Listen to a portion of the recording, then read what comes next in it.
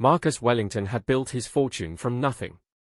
Starting with a small tech company in his garage 25 years ago, he now owned 3 successful businesses and lived in a mansion that overlooked the Pacific Ocean. The house sat on 5 acres in the most expensive neighborhood of Malibu, where security cameras watched every corner and gates protected every entrance. But even money couldn't stop what was happening to his city. Los Angeles was facing a crime wave unlike anything in recent memory. Every day, the news showed another story of home invasions, armed robberies, and break-ins. Wealthy neighborhoods that had once felt safe were now targets for organized crime groups. Marcus watched the reports with growing concern, seeing familiar streets and recognizable mansions on the screen. His neighbors were getting nervous.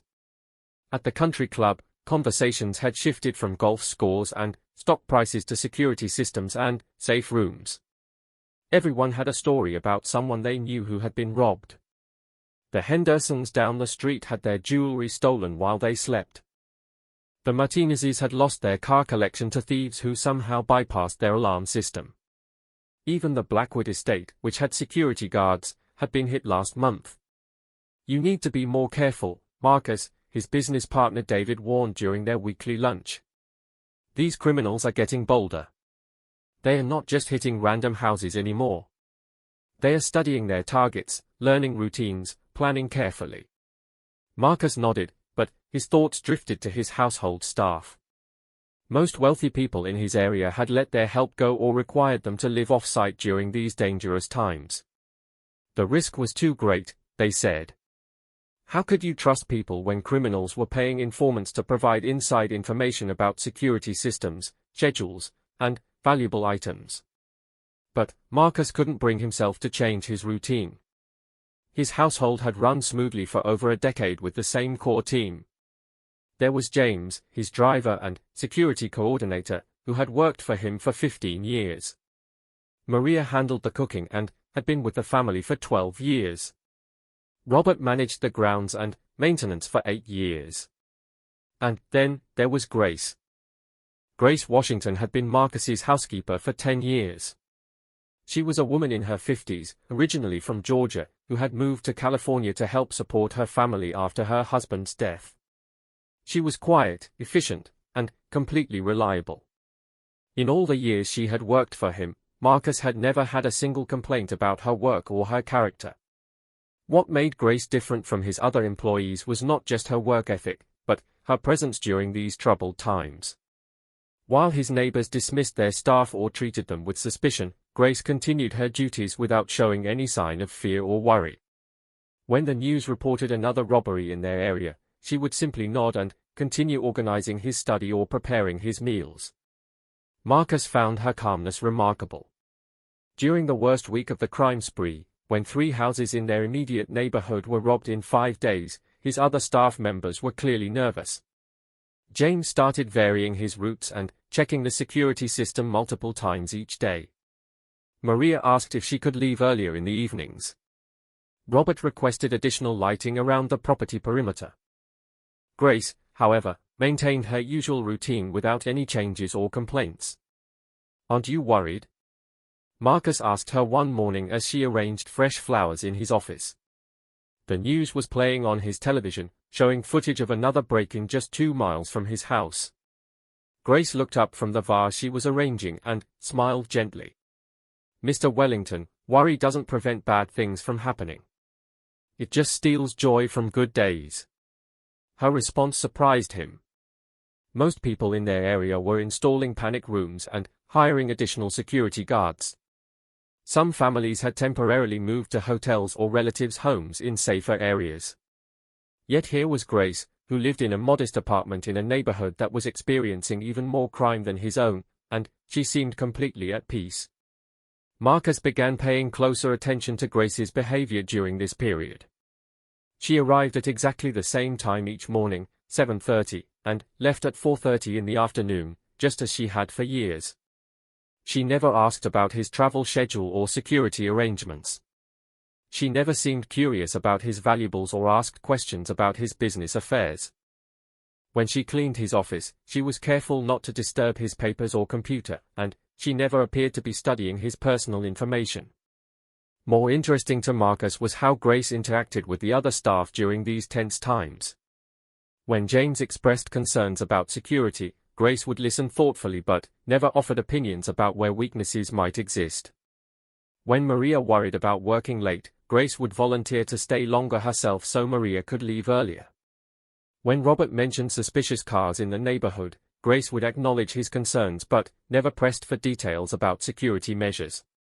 The contrast between Grace's behavior and that of some other domestic workers in the area was striking. Marcus had heard from his neighbors about housekeepers asking unusual questions, gardeners showing too much interest in security cameras, and drivers taking note of daily routines in ways that seemed suspicious. The police had even issued warnings about the possibility that some criminals were using domestic workers as sources of information about potential targets. But Grace never displayed any of these warning signs. One afternoon in late September, Marcus was working in his home office when he heard voices from the kitchen. Grace was talking with Maria about something, and their conversation had a serious tone. Marcus didn't usually listen to his staff's personal discussions, but something about their hushed voices caught his attention. "My sister's neighborhood got hit again last night," Maria was saying. "That's the fourth time this month in that area. She's thinking about moving back to Mexico until this crime wave ends." "That's understandable," Grace replied. "Fear makes people want to run away." "Aren't you scared, Grace? You live alone, and your neighborhood isn't any safer than hers." There was a pause before Grace answered. "I've learned that running away from problems doesn't solve them. Sometimes the best thing you can do is stand your ground and trust that things will work out the way they are supposed to." Marcus found himself intrigued by Grace's philosophy. In his business world, he was surrounded by people who believed in controlling every variable, planning for every contingency, and using money and power to create safety. Grace seemed to operate from a completely different perspective. Over the following weeks, Marcus continued to observe Grace's behavior. He wasn't spying on her, but he was curious about how someone could remain so calm during such an obviously dangerous time. He noticed that she had a small, worn Bible in her purse and sometimes read from it during her lunch breaks. He saw that she often hummed quietly while she worked, usually old hymns that his grandmother had sung when he was a child. Grace also had a way of bringing calm to the entire household. When James came in frustrated about traffic delays caused by increased police checkpoints, Grace would offer him a cup of coffee and listen to his concerns without judgment. When Maria jumped at sudden noises, Grace would gently remind her that they were safe and that worry wouldn't help anything. When Robert reported suspicious activity in the neighborhood, Grace would thank him for being watchful but then redirect the conversation to something more positive. Marcus realized that Grace's presence the morning of October 15th started like any other day in the Wellington household. Grace arrived at her usual time, 7:30 sharp, carrying her small lunch bag and the worn Bible she always kept in her purse. Marcus was already in his office, preparing for a video conference with his business partners in New York. The call was scheduled for 9 o'clock and would likely last until noon. James had the day off to take his mother to a doctor's appointment. Maria was grocery shopping and wouldn't return until after lunch. Robert was working on the north side of the property, installing new security lighting that Marcus had ordered the previous week. For the first time in several days, Grace would be alone in the main house with Marcus while he conducted his business.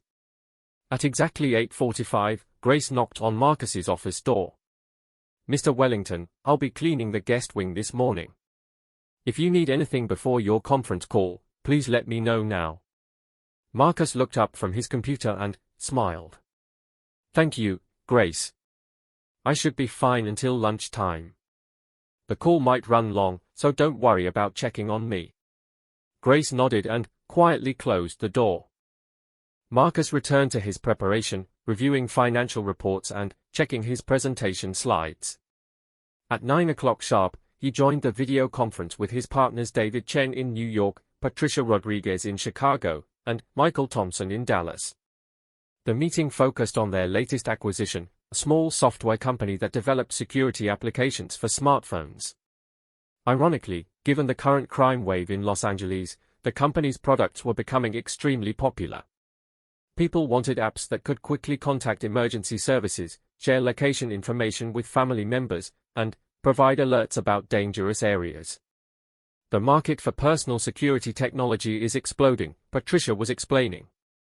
Our research shows that sales have increased by 300% in major cities over the past 6 months. Marcus was about to respond when he heard something unusual from somewhere in the house.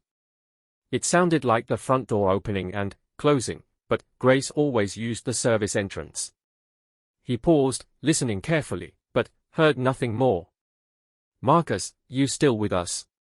David asked from New York. "Sorry, I thought I heard something." "Please continue." The meeting resumed, but Marcus found it difficult to concentrate. Something felt different about the house, though he couldn't identify exactly what had changed. The normal sounds of Grace working in the guest wing had stopped.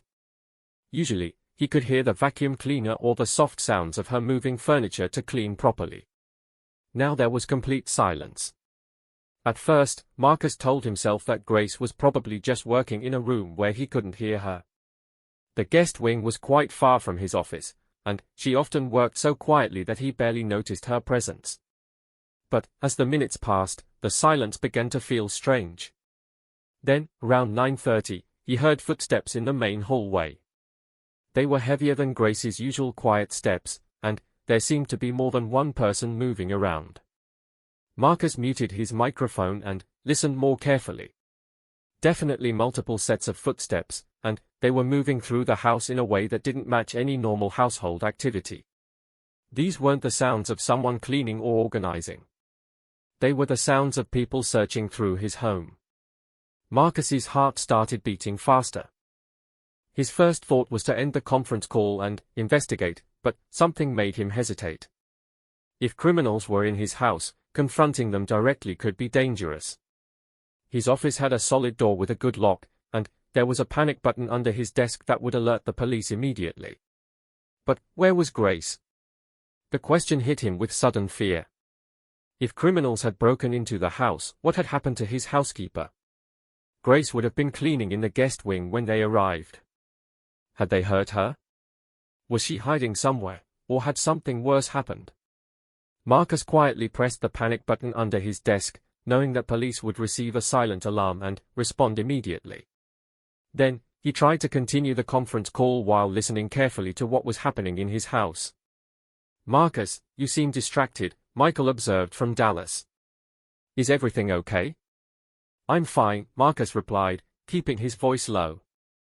"Let's continue with the quarterly projections." But he wasn't fine at all. The footsteps were getting closer to his office, and he could now hear voices. Male voices, at least 2 different people, speaking in hushed tones.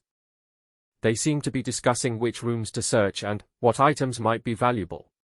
Marcus realized he was experiencing exactly what his neighbors had been warning him about. Professional criminals had somehow learned his schedule and knew that he would be alone in the house during his Tuesday morning conference calls. They had probably been watching the property and waiting for the perfect opportunity. The only thing that didn't make sense was Grace's absence from the situation. Where was she? Why hadn't he heard any sounds of struggle or distress from the guest wing? As if in answer to his question, he heard Grace's voice from somewhere near the kitchen. She was speaking in her normal, calm tone, but Marcus couldn't make out her words. What shocked him was that she didn't sound frightened or distressed. She sounded exactly the same as she did when talking with Maria or Robert about household matters. Marcus tried to understand what was happening. Were the criminals holding Grace somewhere and forcing her to cooperate? Had they threatened her family to ensure her silence? The idea that Grace might be working with the criminals seemed impossible given everything he knew about her character, but her calm behavior was difficult to explain otherwise. The footsteps were now right outside his office door. Marcus could hear someone testing the handle and finding it locked. Then came the sound of quiet conversation, followed by what sounded like someone walking away and returning with tools. Marcus knew he had only a few minutes before they forced their way into his office. The panic button had been pressed, but police response time to his area was usually at least 15 minutes, and these criminals seemed to be working efficiently. He made a quick decision to continue the conference call but position himself where he could see the door while staying out of direct sight of anyone who might break in.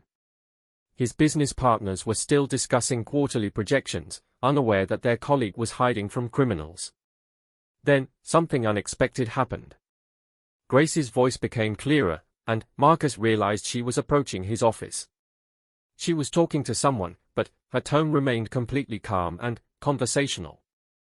"The office is always locked during his business calls," Grace was saying. "He doesn't like to be disturbed when he's working with his partners in other cities." "How long do these calls usually last?" asked a male voice that Marcus didn't recognize. "Usually until noon," Grace replied. "Sometimes longer if they're discussing important deals." Marcus felt a chill run through him. Grace was definitely talking with the intruders, and she was providing them with information about his schedule and habits. How could he have been so wrong about her character? Had she been planning this robbery all along, studying his routines and waiting for the perfect opportunity? "What about the safe?" the same male voice asked. "I've never seen him open it," Grace answered. "He keeps important papers in his office, but I don't know anything about a safe." This conversation was clearly between Grace and the criminals, but something about it still seemed strange to Marcus. Grace's tone remained absolutely calm, but there was something in her voice that sounded different from her normal way of speaking. She was answering their questions, but her responses seemed carefully neutral. Then, Marcus heard something that changed his entire understanding of the situation. "You should leave now," Grace said firmly. "The police have already been called." There was a moment of surprised silence, followed by rapid, angry conversation between multiple male voices. Marcus couldn't make out all the words, but the tone was clearly one of alarm and confusion. "What are you talking about?" one of the men demanded. "I called 911 as soon as you broke in," Grace replied, her voice still remarkably steady. "They should be here within 10 minutes. "You're lying," another voice said. "You were helping us. You told us his schedule." "I told you his schedule to keep you away from his office while the police were coming," Grace answered calmly. "I needed time to make sure Mr. Wellington was safe." Marcus couldn't believe what he was hearing. Grace hadn't been helping the criminals at all. She had been protecting him by providing them with information that would keep them occupied in other parts of the house while emergency responders were on their way. "You set us up," the first man said, his voice now full of anger. "I protected my employer," Grace replied. "Just like I'm supposed to do." What happened next was a flurry of activity that Marcus could hear but not see. The criminals were clearly panicking, realizing they had been trapped by someone they thought was their informant. There were sounds of rapid movement, doors slamming, and what might have been items being dropped as the intruders prepared to flee. Through it all, Grace's voice remained calm and controlled. "You should run now," she told them. "The police cars are very fast in this neighborhood." Marcus heard footsteps running toward the back of the house, followed by the sound of the service door slamming shut. Then, there was silence for several moments before Grace knocked gently on his office door. "Mr. Wellington, it's safe now. The police will be here soon." Marcus unlocked his office door and found Grace standing in the hallway, looking exactly as composed as she did every other day. Her clothes weren't disheveled, her hair was still neatly arranged, and her expression was calm and professional. "Grace, what happened? Are you hurt?" Marcus asked, searching her face for any sign of distress. "I'm fine, Mr. Wellington. Some men broke into the house, but they're gone now. I've already spoken with the police dispatcher, and officers are on their way." Marcus looked at her in amazement. "I heard you talking with them. How did you stay so calm?" Grace smiled the same gentle smile she had given him when he asked about her lack of worry during the crime wave. Fear doesn't help anyone in a dangerous situation. Clear thinking does. "But how did you know to call the police? And how did you manage to keep them away from my office?" "I saw them coming up the driveway about 20 minutes ago," Grace explained. "They parked down the street and walked around the back of the property. I could tell they weren't here for any legitimate reason. Marcus realized that Grace had been aware of the danger long before he had noticed anything unusual. While he was focused on his business meeting, she had been watching, planning, and taking action to protect both of them. I called 911 first, Grace continued. Then, I met them at the service entrance and told them I could help them get what they wanted without disturbing you. I thought if I kept them talking and focused on other parts of the house, the police would arrive before they could get to your office or hurt either of us. Weren't you afraid they might hurt you? Marcus asked. The police arrived at the Wellington estate in 3 squad cars, with Detective Sarah Martinez leading the investigation. Marcus watched from his office window as Grace met the officers at the front door, her demeanor professional and completely composed. While most crime victims were shaken and emotional after such an experience, Grace appeared to be briefing the police as if she were reporting a routine household matter. Detective Martinez was a 15-year veteran of the lab who specialized in organized crime cases. She had been investigating the recent robbery spree and immediately recognized the significance of what had happened at the Wellington house. This was the first time anyone had successfully prevented one of these break-ins, and the methods used by Grace were unlike anything she had seen from a civilian. Mrs. Washington, can you walk me through exactly what you observed and how you responded? Detective Martinez asked as they stood in the main hallway. Grace nodded and began recounting the events with remarkable detail and precision. She described noticing the suspicious vehicle parked down the street, observing the men as they surveyed the property, and recognizing their behavior patterns as consistent with criminal intent. I've seen that kind of reconnaissance before, Grace explained calmly. The way they moved around the perimeter, checking sight lines and looking for security cameras, indicated they were planning something illegal. Detective Martinez raised an eyebrow. Most civilians wouldn't recognize surveillance techniques or know terms like reconnaissance and sight lines. Grace's language and observations suggested experience with security matters that went far beyond typical household management. How did you know to call 911 before they actually broke in? The detective asked. Prevention is always better than response, Grace replied. Once they entered the house, the situation would become much more dangerous for everyone involved. By calling for help early and then managing their access to the property, I could control the situation until law enforcement arrived. Marcus, who had joined the conversation after finishing his conference call, found himself studying Grace with new eyes. Her explanation made perfect sense, but it also revealed a level of strategic thinking and crisis management that seemed unusual for a housekeeper. Grace, I have to ask, Marcus said gently. How did you learn to handle a situation like this so effectively? Most people would have been terrified. Grace looked at him thoughtfully before answering. I've had some experience with dangerous situations in the past. It helps you stay calm when you know what you're dealing with. Detective Martinez picked up on the same thing that had caught Marcus's attention. Mrs. Washington, what kind of experience are you referring to? There was a brief pause before Grace responded. I served in the military for 12 years before I became a housekeeper. I learned some things during that time that turned out to be useful today. The revelation hit Marcus like a shock. In 10 years of employment, Grace had never mentioned military service. He had assumed she had always worked in domestic positions, moving from Georgia to California to find better opportunities after her husband's death. What branch of the military? Detective Martinez asked, her professional curiosity clearly engaged. Army, Grace replied simply. What was your specialty? The detective continued. Grace hesitated for just a moment before answering. I worked in intelligence and security operations. Marcus felt his understanding of his housekeeper shift completely. For 10 years, he had been employing someone with military intelligence experience, and he had never known it. Grace had been cleaning his house, organizing his office, and preparing his meals while carrying knowledge and skills that could have qualified her for positions in corporate security or government service.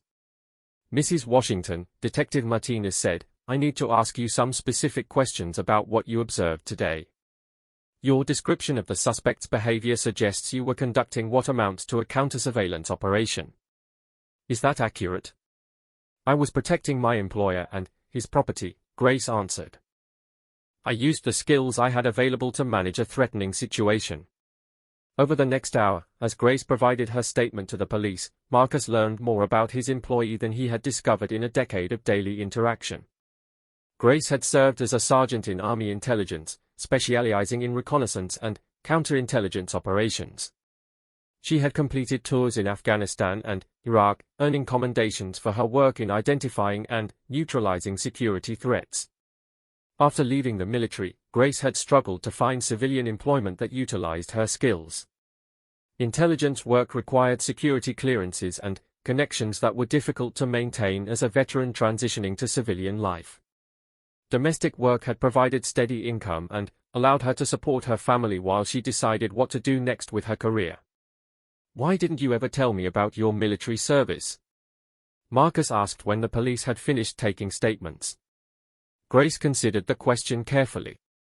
Many people have assumptions about veterans, especially female veterans who served in combat areas. It's often easier to let people see me as just a housekeeper than to explain my background and deal with their preconceptions. Marcus realized that he had been guilty of exactly the kind of assumptions Grace was describing. He had seen her as a quiet, reliable domestic worker without ever considering that she might have a complex professional background. Her calm behavior during the crime wave suddenly made complete sense.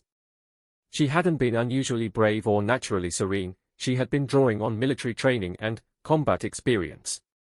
Detective Martinez was equally intrigued by Grace's background. "Mrs. Washington, I have to say that your handling of today's situation was textbook perfect. You gathered intelligence, alerted authorities, managed the suspects without escalation, and protected the potential victim. Have you considered work in private security or law enforcement?" "I've thought about it," Grace admitted. "But after military service, I wanted something quieter. Taking care of a household seemed like a peaceful way to use my organizational skills." The irony wasn't lost on any of them. Grace had left a career in security operations to find peace in domestic work, only to end up using her military training to prevent an armed robbery. As the police investigation continued, more details emerged about the criminal organization that had been targeting wealthy neighborhoods. Grace's actions had not only prevented the robbery at the Wellington estate but had also provided law enforcement with valuable intelligence about the group's methods and organization. The suspects had escaped, but Grace's careful observations during their conversation had given police detailed descriptions, information about their vehicle, and insights into their planning process. Detective Martinez explained that this information would be crucial in identifying and apprehending the entire criminal network. "Mrs. Washington, you may have single-handedly broken up one of the most sophisticated robbery rings we've seen in Los Angeles," the detective said. "Your intelligence gathering and tactical response were exceptional." Marcus watched this conversation with a growing sense of amazement. For years, his neighbors had been investing thousands of dollars in security systems, hiring professional guards, and living in fear of criminal activity. Meanwhile, he had unknowingly employed someone whose skills and experience made her more qualified to handle security threats than most professionals in the field. But Marcus was also beginning to feel uncomfortable about the situation. If Grace had such valuable skills and experience, why was she working as his housekeeper? Was he somehow taking advantage of her by paying domestic worker wages to someone who could command much higher compensation in security or intelligence work? After the police left, Marcus asked Grace to join him in his office for a private conversation. "Grace, I need to understand something," he began carefully. "You have military intelligence experience and clearly possess skills that are extremely valuable. Why are you working as a housekeeper when you could probably earn much more in security consulting or similar fields?" Grace sat quietly for a moment, looking out the window toward the ocean. "Mr. Wellington, after 12 years in the military, I was tired of living in a world where every day brought new threats and dangers. When I came to work for you, I found something I hadn't had in a long time: peace and routine. This job gave me the chance to take care of people and property without having to carry weapons or worry about enemy activity." She paused, then continued. "I know I could make more money in security work, but money isn't everything. I've been happy here. Your family has treated me with respect and kindness for 10 years. That has value that can't be measured in dollars. Marcus felt a complex mix of emotions. He was grateful that Grace had chosen to work for his family, especially given how her presence had protected them today. But he also felt guilty about the possibility that she had been undervaluing her own skills and experience. Grace, I want you to know that I'm deeply grateful for what you did today, and I'm honored that you've chosen to work for our family. But I also want to make sure you're being fairly compensated for who you are and what you bring to this position. Grace smiled, the same gentle expression she had worn throughout all their conversations about the crime wave. Mr. Wellington, fair compensation isn't just about money. It's about being valued, trusted, and treated with dignity. You've given me all of those things. As the afternoon progressed, Marcus found himself thinking about trust and value in entirely new ways. He had trusted Grace with his home and his safety, but that trust had been based on incomplete information. Now he understood that Grace had been protecting his family with skills and knowledge that went far beyond normal household management. 3 days after the attempted robbery, Marcus received a phone call that changed everything. Detective Martinez was calling with news about the criminal investigation, but what she told him was far more significant than he had expected. Mr. Wellington, I wanted to update you on the case, Detective Martinez began. Based on the intelligence Mrs. Washington provided, we've been able to identify and arrest 4 members of the robbery ring. But that's not the most important development. Marcus settled into his chair, curious about what the detective had discovered. We've learned that this criminal organization has been operating in at least 6 states, targeting wealthy neighborhoods with inside information from domestic workers, security guards, and service providers. Mrs. Washington's tactical response and intelligence gathering have given us the first real break in a multi-state investigation that's been ongoing for over a year. The scope of the criminal network was much larger than anyone in Marcus's neighborhood had realized. What they had experienced as a local crime wave was actually part of a sophisticated interstate operation. But here's what's really interesting, Detective Martinez continued. The FBI has been brought into the case because of the multi-state nature of the crimes. Agent Rebecca Torres, who leads their organized crime task force, wants to meet with Mrs. Washington. Apparently, her analysis of the suspect's methods and organization has provided insights that could help break up the entire network. Marcus was astounded. Grace's actions during the robbery hadn't just protected his family, they had provided law enforcement with the key to solving a major criminal conspiracy. After ending the call with Detective Martinez, Marcus went to find Grace. She was in the laundry room, folding clothes with the same quiet efficiency she had shown for 10 years. Looking at her now, Marcus marveled at how completely she had concealed her extraordinary background behind the facade of ordinary domestic work. Grace, I just spoke with Detective Martinez. The FBI wants to meet with you about the robbery case. Grace looked up from the laundry, her expression thoughtful but not surprised. I wondered if that might happen. The organization and methods used by those men suggested something larger than a local crime ring. The detective said your intelligence analysis could help solve crimes in multiple states.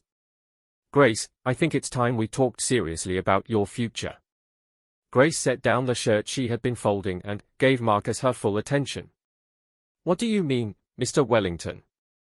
Marcus had been thinking about this conversation since learning about Grace's military background. I've been researching private security consulting, and I've learned that someone with your experience and skills could earn 10 times what I'm paying you as a housekeeper. I can't continue employing you in a position that doesn't recognize your true value. Grace was quiet for a long moment. Are you dismissing me, Mr. Wellington? No, Grace. I'm offering you something much better. I want to start a security consulting company, and I want you to run it.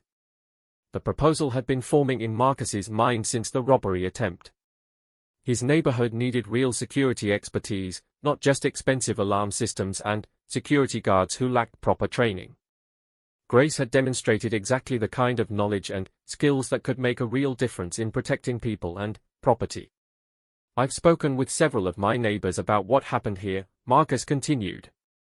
Everyone is amazed by how you handled the situation, and they want to know if you could provide security consulting for their families as well. The Hendersons, the Martinezes, the Blackwoods, they are all interested in hiring someone with your expertise. Grace listened carefully as Marcus outlined his vision. The security consulting company would provide threat assessment, security planning, and crisis management services to wealthy families throughout the Los Angeles area. Grace would lead the operation, using her military intelligence background to develop comprehensive security strategies that went far beyond traditional alarm systems and guards. But I don't have business experience, Grace pointed out. I know security and intelligence work, but I've never run a company. That's where we would work together, Marcus explained. I have business experience and connections throughout the community. You have the security expertise that people desperately need. We could create something that would really make a difference in protecting families while giving you the career opportunity you deserve. The idea excited Marcus more than any business venture he had pursued in years. This wasn't just about making money, it was about using Grace's remarkable skills to solve a real problem that was affecting their entire community. Grace asked practical questions about the business plan, startup costs, and market potential. Her military training had clearly included project management and strategic planning, because her questions revealed sophisticated thinking about business operations and growth strategies. There's one more thing, Marcus added. The FBI agent who wants to meet with you might offer consulting opportunities with federal law enforcement. Your intelligence analysis could be valuable not just to private clients but to government agencies as well. 2 days later, Grace met with FBI agent Rebecca Torres at the federal building in downtown Los Angeles. Agent Torres was a 20-year veteran of federal law enforcement who specialized in organized crime investigations. She had reviewed Grace's statements about the robbery attempt and was impressed by the quality of intelligence gathering and tactical thinking demonstrated in the incident. Mrs. Washington, your analysis of the suspect's behavior and organization has provided us with insights that our own analysts missed, Agent Torres explained. You identify communication patterns, planning methods, and operational procedures that suggest military-style training within the criminal organization. Grace had spent 30 minutes with the robbery suspects, but her observations had revealed details that experienced federal investigators had been unable to piece together from months of evidence gathering. We would like to offer you a consulting position with the FBI task force investigating this criminal network, Agent Torres continued. Your military intelligence background and your demonstrated ability to analyze criminal operations could be extremely valuable to our ongoing investigation. The consulting position would involve reviewing case files, analyzing suspect behavior patterns, and providing tactical recommendations for apprehending the remaining members of the criminal organization. The work would be part-time and could be done in coordination with any private security business that Grace might choose to establish. When Grace returned to the Wellington estate that afternoon, she found Marcus waiting eagerly to hear about her meeting with the FBI. They offered me a consulting position, Grace reported. Part-time work with their organized crime task force, focusing on intelligence analysis and tactical planning. Marcus was thrilled by the news. Grace, this is exactly what I was hoping would happen. You have the opportunity to work with both federal law enforcement and private clients, using your skills to make a real difference in both areas. Over the following week, Grace and Marcus worked together to develop a detailed business plan for the security consulting company. They decided to call it Wellington Security Associates, with Grace serving as Chief Security Officer and Marcus as CEO and Business Development Director. The company would offer 3 main services: comprehensive security assessments for private residences, crisis management planning for wealthy families, and ongoing security consulting for clients who wanted regular threat analysis and protection planning. Marcus used his business connections to arrange meetings with potential clients throughout the Los Angeles area. The timing was perfect. The recent crime wave had created significant demand for legitimate security expertise, and Grace's successful prevention of the Wellington estate robbery had already generated considerable interest in her services. The response from potential clients exceeded their most optimistic projections. Within 2 weeks, Wellington Security Associates had signed contracts with 8 wealthy families for comprehensive security assessments. The Hendersons hired them for ongoing monthly consulting. The Martinez family requested crisis management planning for their teenage children. The Blackwood estate wanted a complete security overhaul based on Grace's recommendations. But perhaps the most significant development came from an unexpected source. Detective Martinez contacted Marcus to inform him that several other police departments in California had heard about Grace's work on the robbery case and wanted to explore consulting arrangements with Wellington Security Associates. Mrs. Washington's intelligence analysis has been so valuable to our investigation that we're recommending her services to other departments dealing with similar organized crime cases, Detective Martinez explained. She has a unique ability to analyze criminal behavior patterns and develop effective response strategies. Within a month of the robbery attempt, Grace had transformed from a housekeeper earning modest wages to the head of a security consulting company with clients in both private and public sectors. But the most dramatic change was in how she carried herself and interacted with others. 6 months after the robbery attempt that changed everything, Grace Washington stood before a congressional subcommittee in Washington, D.C., providing testimony about domestic security threats and community protection strategies. The quiet housekeeper who had once folded Marcus Wellington's laundry was now briefing federal legislators about national security policy. The transformation had begun with a phone call from the Department of Homeland Security. Agent Sarah Chen from DHS had contacted Grace through FBI agent Torres, requesting a meeting about consulting opportunities related to domestic security threats. What Grace had initially assumed would be a brief conversation about local crime prevention had evolved into something much more significant. Mrs. Washington, we've reviewed your military service record and your recent work with local and federal law enforcement, Agent Chen had explained during their first meeting. Your experience in military intelligence, combined with your successful transition to civilian security consulting, represents exactly the kind of expertise we need for a new initiative. The DHS initiative focused on community-based security strategies that could prevent organized crime from taking root in American neighborhoods. Grace's approach to the Wellington estate robbery, gathering intelligence, building relationships with local law enforcement, and using strategic thinking to prevent violence, had become a model for communities across the country. But, as Agent Chen delved deeper into Grace's military background, she discovered something that elevated Grace's value to federal agencies far beyond her domestic security work. During her 12 years of Army service, Grace had not only served in Afghanistan and Iraq but had also been part of a classified intelligence unit that specialized in identifying and neutralizing terrorist recruitment networks. Mrs. Washington, your work in counterterrorism intelligence makes you uniquely qualified to address domestic security threats, Agent Chen explained. We're seeing criminal organizations that use recruitment and operational methods similar to what you encountered overseas. Your expertise could be crucial in developing effective response strategies. Grace had been reluctant to discuss her classified military service, even with federal agents. For years, she had preferred to let people think of her as a standard intelligence analyst rather than explaining her work in counterterrorism operations. But the current domestic security crisis was serious enough to warrant drawing on all available expertise.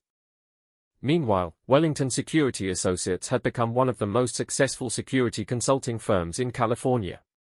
Marcus had been amazed by how quickly Grace's reputation had spread throughout law enforcement and private security communities. Police departments from San Francisco to San Diego were requesting her services for organized crime cases. Wealthy families from Hollywood to Silicon Valley were hiring the company for comprehensive security planning. The business success had allowed Grace to hire additional staff, including 2 other military veterans who specialized in different aspects of security operations. Former Navy SEAL Robert Kim handled physical security assessments, while retired Air Force intelligence officer Maria Santos managed cyber security consulting for the company's high-profile clients. But Grace's most significant impact had come through her work with community organizations. She had developed a program that trained civilian residents in basic security awareness and threat identification. The program was being implemented in neighborhoods throughout Los Angeles, and preliminary results showed dramatic reductions in successful criminal operations. Grace has created something completely new, Marcus told a reporter from the Wall Street Journal who was writing about innovative approaches to community security. She's proven that the most effective security strategies combine professional expertise with community engagement and law enforcement cooperation. The newspaper article about Wellington Security Associates had attracted national attention, leading to speaking invitations and consulting requests from across the country. Grace found herself traveling regularly to brief police departments, community organizations, and federal agencies about her approach to security consulting. It was this national profile that had ultimately led to the congressional testimony. The House Subcommittee on Emergency Preparedness, Response, and Recovery was conducting hearings about community security initiatives, and Grace had been invited to testify about her work with both private clients and law enforcement agencies. Standing before the congressional panel, Grace represented a remarkable transformation from the quiet housekeeper who had once cleaned Marcus Wellington's office. She wore a professional business suit, spoke with confidence and authority, and fielded complex questions from legislators with the expertise of someone who had spent years in both military intelligence and civilian security consulting. "Mrs. Washington, can you explain how your approach differs from traditional security methods?" asked Congresswoman Patricia Valdez, the subcommittee chairwoman. "Traditional security focuses on reactive measures, alarm systems, guards, and response protocols after threats are identified," Grace answered. "My approach emphasizes intelligence gathering and threat prevention. By understanding how criminal organizations operate and building relationships with community members, we can often prevent crimes before they occur." Grace described how her military intelligence training had taught her to analyze behavior patterns, identify potential threats, and develop proactive strategies for neutralizing dangers before they escalated into active threats. The robbery attempt at the Wellington estate had been prevented not through reactive security measures, but through early threat identification and strategic management of the criminal actors. "The key principle is that information is more valuable than equipment," Grace continued. "The most expensive security system is useless if you don't understand the nature of the threats you're facing. Community members who are trained to recognize suspicious activities can provide intelligence that's more valuable than any technology." Congressman Michael Torres asked about the scalability of Grace's community-based approach. "Mrs. Washington, could these methods be effective in lower-income neighborhoods that can't afford private security consulting?" Grace's response demonstrated how her perspective had evolved beyond serving wealthy clients to addressing broader social security issues. "Congressman, some of our most successful programs have been implemented in neighborhoods with limited resources. Community-based security strategies rely more on training and organization than on expensive technology. We've worked with community centers, schools, and religious organizations to develop threat awareness programs that cost very little but provide significant protection benefits." The congressional testimony lasted 4 hours, with Grace fielding questions about everything from federal funding for community security programs to the integration of civilian volunteers with professional law enforcement. Her responses revealed deep understanding of policy issues, budget considerations, and implementation challenges that demonstrated how far she had progressed from domestic service to national security expertise. After the hearing, Grace was approached by representatives from multiple federal agencies interested in expanding their consulting arrangements.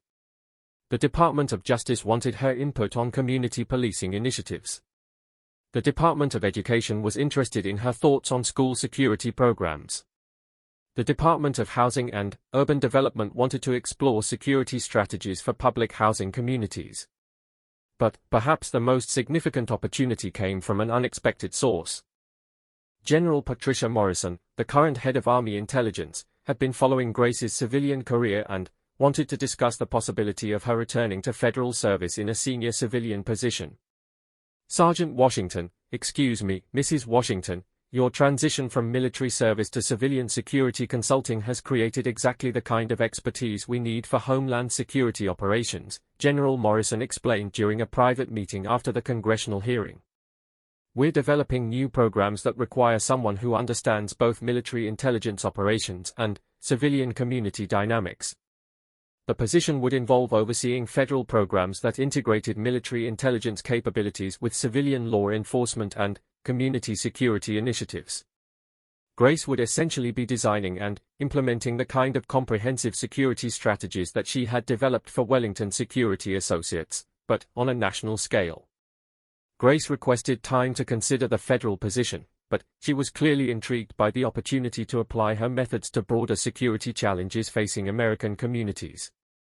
That evening, she called Marcus from her hotel room in Washington to discuss the various opportunities that had emerged from her congressional testimony. "Grace, I have to say that I'm amazed by how far you've traveled from folding laundry in my guest room," Marcus said with genuine admiration.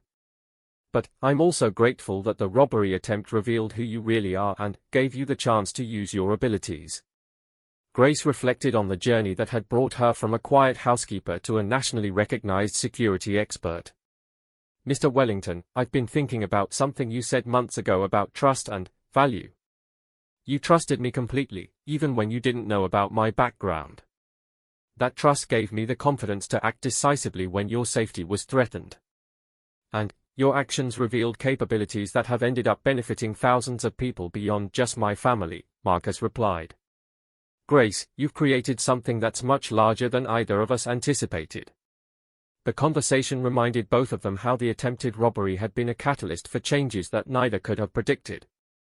A criminal act intended to steal Marcus's valuables had instead uncovered Grace's hidden expertise and launched a career transformation that was now influencing national security policy. 2 weeks later, Grace made her decision about the federal position. She would accept a part-time consulting role with the Department of Homeland Security while continuing to operate Wellington Security Associates and expand its community-based programs to additional cities across the country. The announcement of Grace's federal consulting appointment was covered by major news outlets as a success story about veterans transitioning to civilian careers and the value of recognizing hidden talents in unexpected places.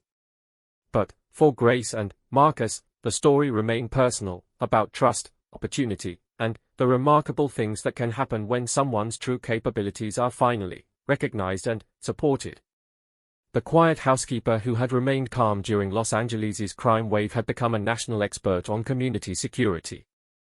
The millionaire who had trusted his domestic staff completely had discovered that his instincts about character and value were more accurate than any background check or security investigation.